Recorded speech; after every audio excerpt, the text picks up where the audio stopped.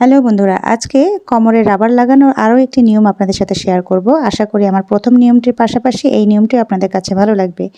এখানে আমি সালোয়ারের কোমরটাকে রেডি করে নিয়েছি, আর এখানে রাবারের জন্য লাগানোর জন্য আমি প্রথমে একটু কাপড়টাকে মুড়ি ভেঙে সেলাই করে নিচ্ছি।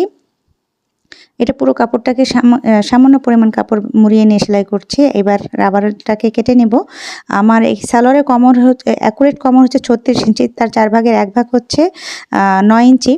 আর 9-এর সাথে আমি আরও 1.5 ইঞ্চি পরিমাণ যোগ করে সেটাকে ডাবল করে নিয়েছি। টোটালে 22 ইঞ্চি পরিমাণ আমি রাবার কেটে নিলাম। আর এই রাবারটাকে এখন আমি সুন্দর করে সেট করে নেব একটির সাথে আরেকটির মাথা, কারণ এটা যেন খুলে না যায় তার জন্য। এবার এই কাপড়টির মধ্যে এটাকে বসিয়ে নেব। কাপড়টাকে প্রথমে যেটাকে সেলাই করে নিয়েছিলাম সেই অংশটাকে সুন্দর করে মুড়িয়ে নিয়ে রাবারের উপরে বসিয়ে দিচ্ছি। আর এইবার সেলাইটা দেব আমি কাপড়ের উপরে, রাবারটাকে ঘেঁষে ঘেঁষে দেব। রাবারের গায়ের উপরে যেন সেলাইটা না বসে সেটা দেখতে হবে খেয়াল করে।